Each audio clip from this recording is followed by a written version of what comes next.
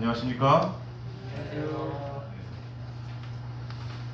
한 주 동안 하나님과 동행하는 삶 살고 계십니까? 살고 계시나요? 네, 감사합니다. 행복한 안식일입니다. 물론 코로나19 전염병 사태가 우리의 발걸음을 잠깐 주춤하게 했습니다. 하지만 다시 이 자리에 함께 모여서 같이 예배드리는 그날이 하루속히 오기를 바랍니다.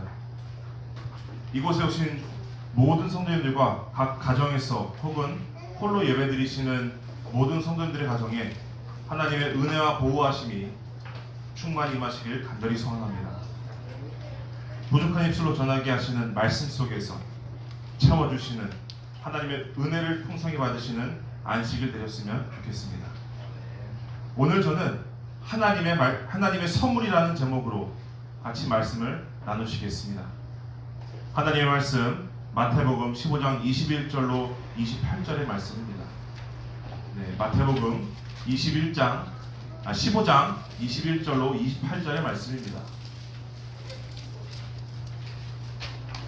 네, 제가 하얀 글씨를 읽고 선생님께서 노란 글씨를 읽어주시면 고맙겠습니다. 앞에 나오면 앞에 보시면 있습니다.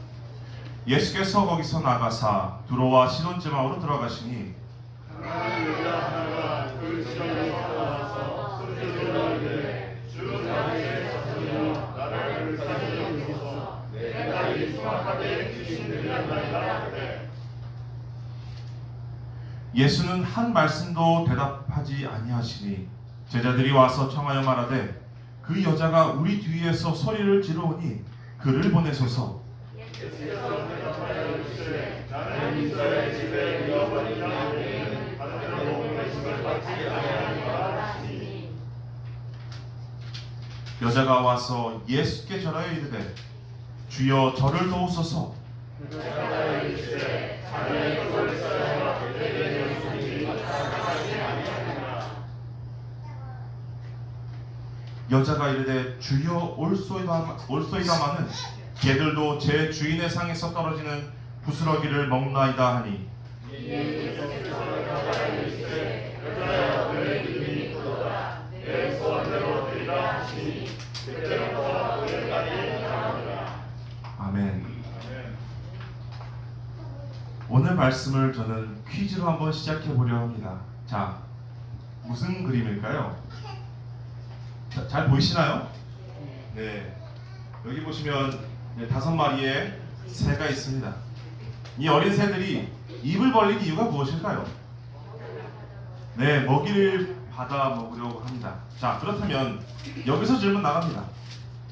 어미새가 왔을 때 누구에게 가장 먼저 먹이를 주는 것일까요? 네, 목소리가 가장 큰 새요?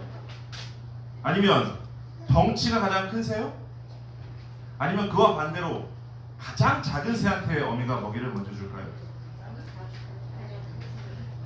어떤 새에게 먼저 먹이를 주는 것일까요? 가장 간절한 새. 가장 간절한 새. 감사합니다. 관찰해본 결과 이 어미가 저 새끼들에게 먹이를 줄 때 가장 입을 크게 벌리는 새한테 먹이를 준다고 합니다. 자, 하루에도 수십 번씩 이 어미는 이 새끼들을 위해서 먹이를 먹여야 되는 상황입니다. 그런데 그 먹이를 먹을 때 단순히 원칙 없이 아무 새나 막 먹이는 것이 아니라 가장 배고픈 새가 가장 입을 크게 벌릴 것이고, 먹이를 받은 새는 다음에 먹이를 받아 지금 뭐하고 있어요? 먹이를 이미 먹고 있습니다. 그렇기 때문에 입을 벌리지 못하고 다른 새가 더 크게 벌리기 때문에 그 새가 먹이를 먹는다는 것입니다. 그러면 이제 그 어미새가 보면서 가장 입을 크게 벌린 새에게 먹이를 먹이면 되는 것입니다. 네. 자, 그렇다면 하나님은 누구에게 당신의 축복, 즉 선물을 가장 먼저 주실까요? 누구에게 가장 먼저 주실까요? 네, 감사합니다. 자, 아이에게 먼저 주실까요? 아니면 어른들에게 먼저 주실까요? 직분에 따라 주실까요? 아니면 안식일을 잘 지키는 사람에게 먼저 축복을 주실까요? 헌신도에 따라 주실까요? 물론 하나님께서는 당신의 말씀에 순종하고 사업에 헌신하는 사람들 축복하시기를 기뻐하십니다. 또 그렇게 축복하시는 게 우리 하나님이십니다. 하지만 하나님께서는 그것을 가장 중요한 기준으로 삼지는 않으신다는 것입니다. 그렇다면 하나님께서는 누구에게 축복을 가장 먼저 주시는 것일까요?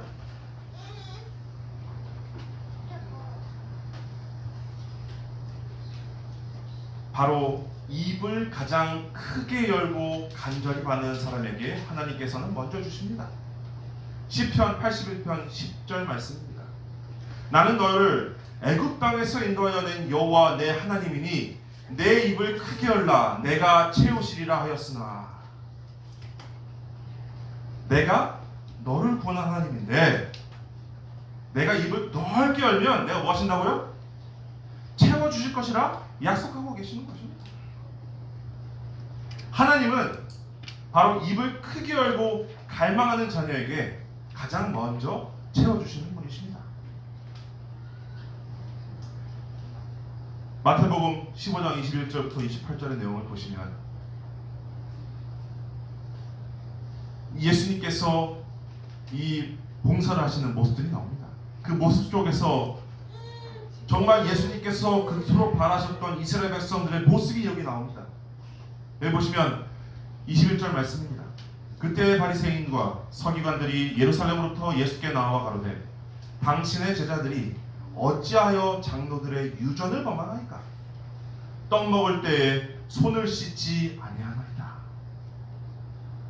오늘 본문도 그 진리를 설명해 주고 있습니다. 예수님께서는 지금 어미새처럼 먹이를 가지고 생명의 떡을 가지고 갈릴리에 봉사하러 가셨습니다. 그리고 간절한 마음으로서 그 생명의 떡을 사람들에게 먹여주고 싶어서 다가가신 것입니다. 하지만 유대 사람들은 어떤 모습이죠? 특히 이 바리새인과 서기관들은 어떤 모습이죠? 예수님께서 준비하신 이 큰 축복, 즉 생명의 떡에는 관심이 없었습니다. 그들의 입을 크게 벌리고 이 생명의 말씀을 받아 먹어야 되는데 그렇게 하지 않았습니다. 물론 그들이 입은 벌렸습니다. 입은 벌리긴 벌렸는데 그 벌린 이유는 그 생명의 떡을 먹는 것이 아니라 그 생명의 떡 자체인 누굴 먹으려고 해요? 예수님을 잡아먹으려고 하는 것입니다. 어떻게 하면 트집 잡아서 이 예수라는 사람을 잡아 죽일 수 있을까? 이 생각을 하면서 입을 크게 벌린 사람들이 바로 이 서기관과 바리새인입니다. 예수께서는 그들의 마음에 들어가서 그들을 변화시키고 또 새로운 삶을 살게 해주고 싶으셨지만 이미 그들의 마음은 자신들의 권위와 소유로 가득 찼었기 때문에 예수님께서 거하실 곳을 찾을 수가 없었습니다. 생명의 떡을 먹여주고 싶은 그 예수님의 마음, 하지만 사람들은 관심조차 없었습니다. 예수님께서는 이제 그런 그들의 태도와 이 변하지 않는 마음, 그것 때문에 그곳을 떠나기로 작정을 하신 것입니다. 어미새처럼 먹이를 들고 갔지만 입을 벌리고 먹으려는 아기 새들이 없어서 정말 아무런 먹이도 먹지 못하시고 떠나게 되셨습니다. 그리고 어디로 가셨다고요? 21절입니다. 예수님께서 거기서 나가사 두로와 시돈 지방으로 들어가시니라고 하셨는데, 자, 여기서 말하는 두로와 시돈 지방 말하면 어딘지 잘 몰라요, 그죠? 말로만은 잘 모릅니다. 그래서 제가 사진을 준비했는데, 자, 갈릴리 지방이 여기입니다, 그죠? 근데 두로와 시돈 지방은 지도에서 조금 보이지 않습니다. 어디냐면 여기에요. 두로와 시돈, 요 가운데 지역입니다. 거리가 지금 여기서 보면 가깝습니다. 하지만 실제로 그 사람들이 그 당시 움직일 때는 뭐 가지고 움직였죠? 다 좋은 두 다리로 걸어다녔습니다. 네. 이곳으로 올라가시는 것입니다. 이곳은 이방 땅입니다. 자, 유다가 있고 사마리아가 있고 갈릴리가 있고 그 위에 두로와 시돈 지방이 있는 것입니다. 이 지방의 사람들은 고대 가나안 족속의 사람들입니다. 이들은 무엇을 믿었을까요? 그러면 우상 숭배자들입니다. 그렇기 때문에 이 유다, 사마리아보다 더 위에 있는 이 지방 사람들을 유대인들이 경멸과 증오의 시선으로 보던 사람들이 바로 이 두로와 시돈 지방의 사람들인 것입니다. 예수님께서 바로 이런 이방 땅, 경멸받고 증오받는 땅으로 가신 것입니다. 그렇다면 왜 예수님께서는 이 지방으로 가시는 것일까요? 왜 가신 것일까요? 시대소망은 이렇게 기록하고 있습니다. 시대소망 399페이지에는 가나안 여자 하나가 그 지경에서 나와서 소리질러 가로되 주 다윗의 자손이여 나를 불쌍히 여기소서 내 딸이 흉악히 귀신 들렸나이다 하고 말하고 있습니다. 그리스도께서는 이 여인의 사정을 아셨다라고 기록하고 있습니다. 예수께서는 그 여인이 당신을 보기를 사모하고 있음을 아시고 짐짓 그 여자가 있던 길로 오셨던 것이다. 그 여인의 슬픔을 덜으심으로써 그가 가르치고자 하신 교훈을 실제로 보이실 수 있을 것이다. 예수께서는 이런 목적으로 제자들을 이 지방에 데려오신 것이었다.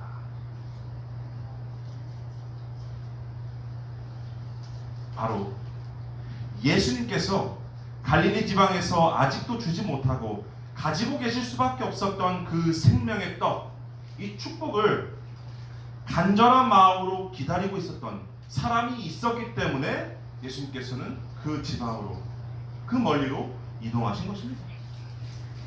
즉 생명을 기다리는 아기 새가 있었기 때문입니다. 그 여인은 이방인이었습니다. 예수님께서 알고 있던 사람도 아닙니다.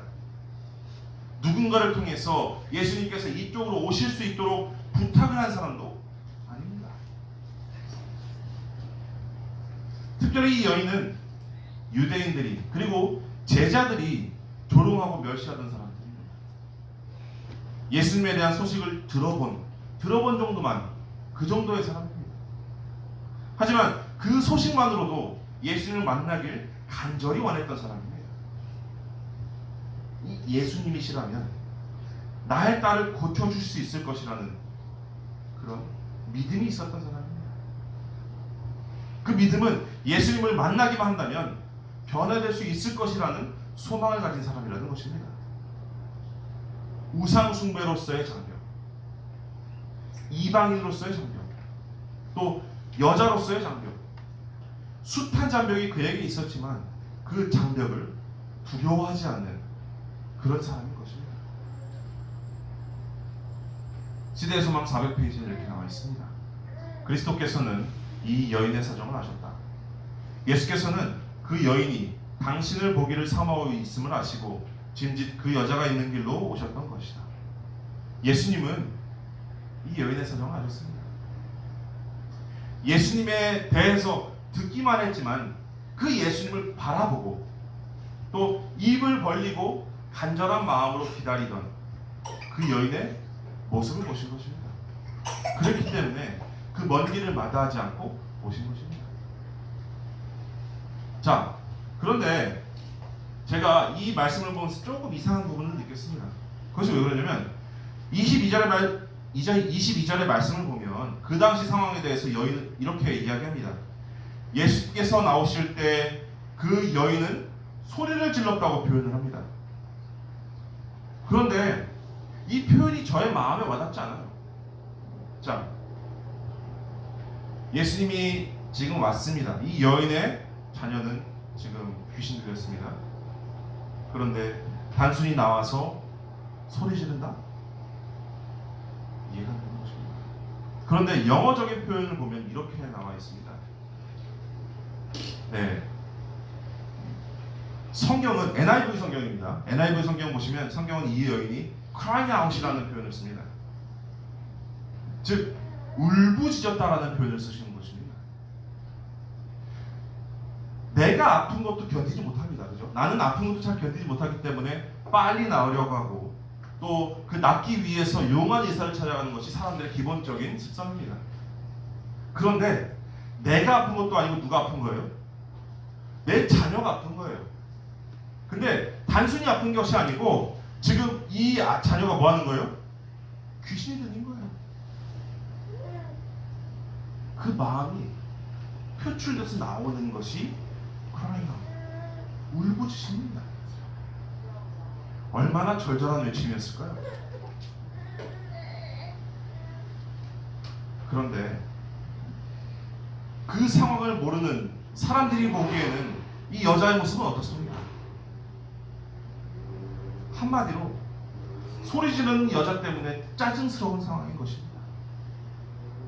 이곳에 지금 이 자리에 온 이유를 모르는 제자들에게 있어서 지금 이 상황은 정말 한 소리하기 딱 좋은 상황인 것입니다. 그런 와중에 예수님께서는 아무런 말씀도 아무런 설명도 하지 않으시는 것입니다. 예수님께서 오신 이 장소에 매우 시끄럽게 울고 있는 여자가 있는 상황입니다. 그렇기 때문에 제자들이 와서 그녀를 보내라고 강권하는 것입니다.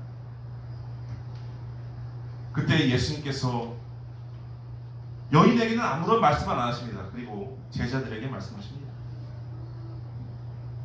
나는 이스라엘의 집에 어린 양 외에는 다른 데로 보내심을 받지 아니하였노라.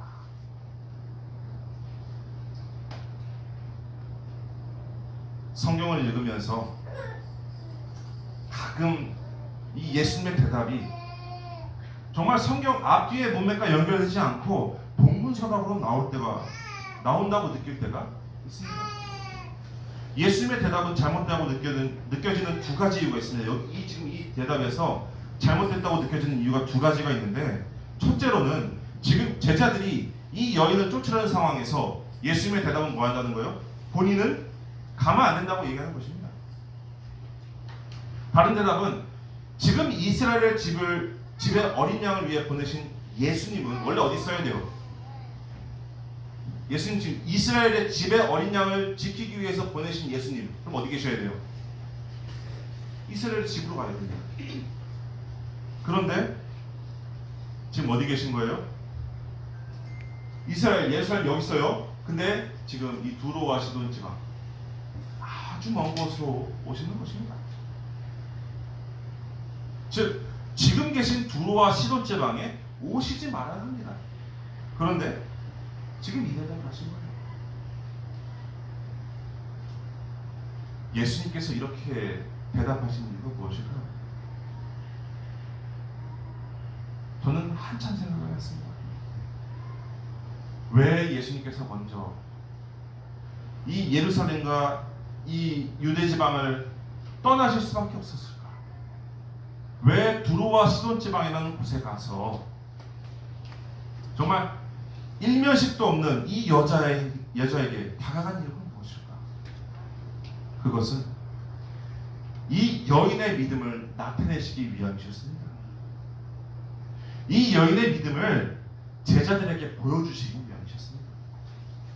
그리고 그들의 마음에 있는 유대인들, 아니 이방인들을 대하는 그 사람들의 그 마음에 있는 편견을 깨기 위해서 예수님은 이 여인보다, 지금 대답을 갈구하는 이 여인보다 제자들에게 먼저 말씀하시는 것입니다.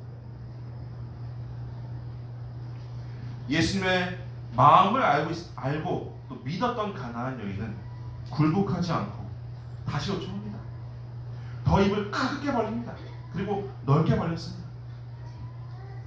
예수님께 절하면서 외치는 말씀, 주여 저를 도우소서. 얼마나 간절할까요?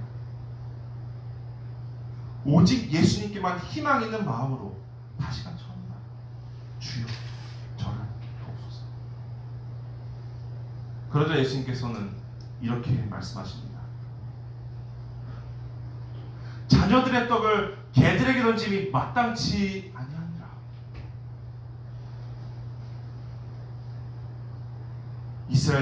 이스라엘 자녀들을 위해서 준비된 이 떡인데 이방인인 너에게, 유대 사람들이 정말 개처럼 생각하고 멸시하는 너에게 줄 수 있겠느냐? 자, 만약 여러분들이 지금 이 질문을 받았으면 어떻게 대답하시겠습니까? 이런 상황이 저한테 다가왔으면 어떻게 대답할까요? 저라면 그 말로 인해서 다시는 그 얼굴을 보지 못했을 것입니다. 마찬가지로 이 여인의 마음이 다쳤었더라면, 간절함이 없었다면 그 여인은 이 말을 듣고 마음이 상해서 상심하고 말아서 떠나고 말았을 것입니다.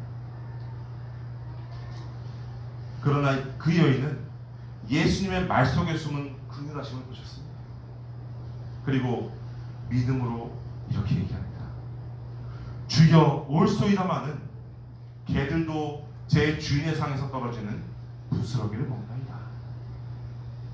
그 여인은 이스라엘을 위해서 준비하셨던 그 생명의 떡이 아니라 그 떡의 부스러기라도, 그 조그만 부스러기를 먹기 위해서 간절한 마음으로 입을 크게 벌리는 것입니다. 시대의 소망은 이렇게 기록하고 있습니다. 401페이지입니다.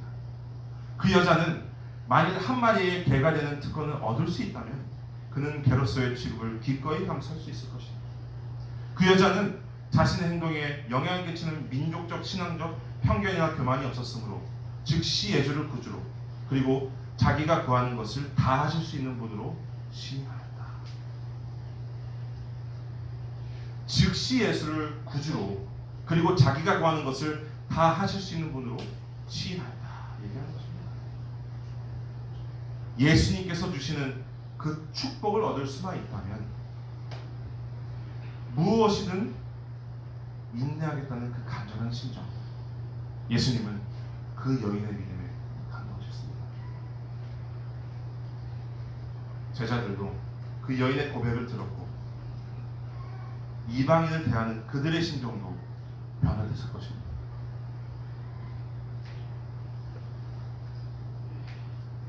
자신의 생명을 바쳐 자신을 떡으로 주시려고 여러 지방과 여러 들로 봉사를 다녔지만 이 축복에 관심을 갖는 사람은 많지 않았습니다. 그러나 이 여인은 떡이 아니라 그 부스러기라도 원하는 간절한 믿음을 소유한 것입니다. 예수님께서는 그 여인의 믿음을 크게 칭찬하십니다. 그리고 이렇게 말씀하십니다. 우리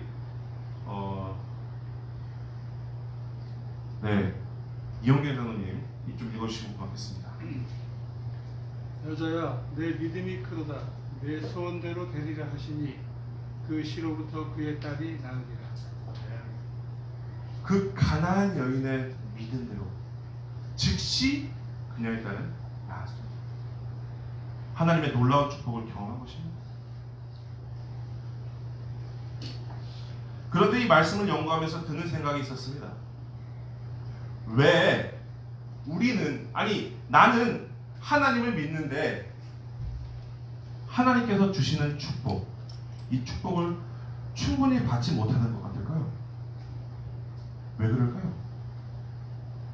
왜 내 기도는 내가 정말 하루 종일 기도하고 정말 아침 저녁 기도하고 열심히 기도하고 있는데 들어주지도 않는 것 같고, 들어주셔도 들어주신 건지도 모르겠고, 성경에서 보면 사람들은 정말 많은 축복을 받는데 왜 나는 이렇게 큰 축복들을 받지 못하는 것 같을까요?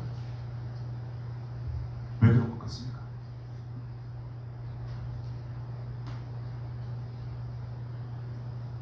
어떻게 보면 계시 하나 주시면, 나에게 정말 눈에 딱 띄는 계시 하나 주시면 내가 더 잘 믿을 수 있을 것 같은데, 나에게 길을 보여주시면 내가 좀 더 잘 나아갈 수 있을 것 같은데, 왜 하나님은 나에게 길을 주지 않으시는 것일까요? 왜 그럴까요? 그 이유는 간단합니다. 입을 벌리지 않기 때문입니다. 간절한 마음으로 구하지 않기 때문입니다. 하나님께 구해야 되는데 다른 어떤 것에게 마음이 팔려가지고 내가 아직 가지고 있는 것들이 더 크기 때문에 내 힘으로 할 수 있을 것이라는 느낌이 나에게 항상 있기 때문에 내가 구하지 못하는 것입니다. 혹시 안 해주시면 어떡하지? 라는 마음 때문에 못 구하는 것입니다.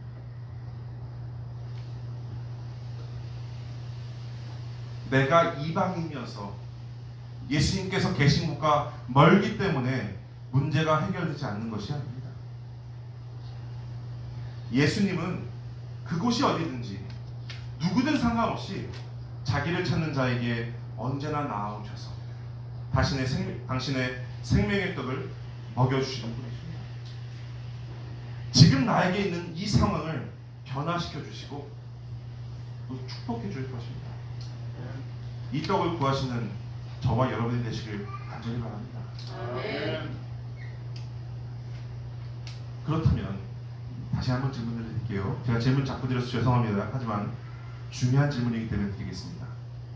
왜 많은 그리스도인들이 하나님께 입을 벌리지 않을까요? 왜 입을 안 벌릴까요? 아, 네, 감사합니다. 그 때문이에요? 배가 불러서요. 배가 불러서. 이게 무슨 소리일까요? 세상에 썩어 없어질 것들을 간구하다가 그것을 먹고 배가 불렀기 때문입니다. 내 뱃속에 하나님의 말씀이 가득 차 있어야 되는데 그것이 아니라 뭐가 들었다고요? 다른 것들만 가득하기 때문입니다. 그래서 영적으로 건강하지 않습니다. 세상의 것들을 보면 일시적인 만족은 줍니다. 그리고 세상의 것들을 보면 영적인 것들보다 맛있어 보입니다. 하지만 그것들을 먹으면 이내 허기가 지고 배탈이 나게 됩니다. 신앙의 위기가 찾아올 때 가장 먼저 무너지는 것이 바로 배탈한 사람들입니다. 잠깐의 만족은 채워집니다. 하지만 결국 이 땅에서의 삶으로 우리의 새는 마감하고 마는 것입니다. 성경은 이야기합니다.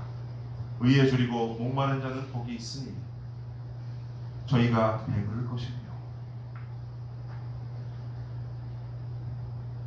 의에 대해서 우리가 갈급함을 느끼게 됐을 때 하나님께서 먹여주신다는 것입니다. 이 세상에 있는 쓰레기로 먹이는 것이 아니라 하나님의 생명의 말씀과 불로서 먹이신다는 것입니다. 이 하나님을 우리는 간절히 간구해야 합니다. 그래야 예수님께서 문을 열고 들어오셔서 우리의 필요를 채워줄 수 있는 것입니다. 그렇다면 제가 다시 한번 질문을 드릴게요. 죄송합니다. 자꾸 질문 드려서. 자, 누가 하늘에 들어갈까요? 네, 제가 여태까지 말씀드린 게 뭐였죠? 누가 하늘에 들어가죠? 아, 네, 감사합니다. 들어가길 원하는 사람이 들어갑니다. 자, 다시 질문 드릴게요. 누가 하나님의 축복을 받을까요? 네, 감사합니다. 하나님의 축복을 간절히 원하는 사람이 하나님의 축복을 받습니다. 자, 누가 하나님을 만날 수 있을까요? 하나님을 간절히 만나기 원하는 사람이 만나는 것입니다.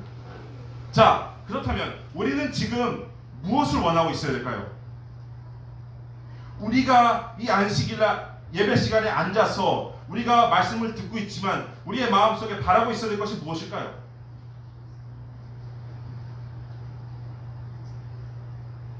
네, 감사합니다. 하나님과 동행하길 원하는 저와 여러분 되시길 간절히 바랍니다. 아멘. 이스라엘 백성들의 가장 큰 문제는 바로 선민사상이었습니다.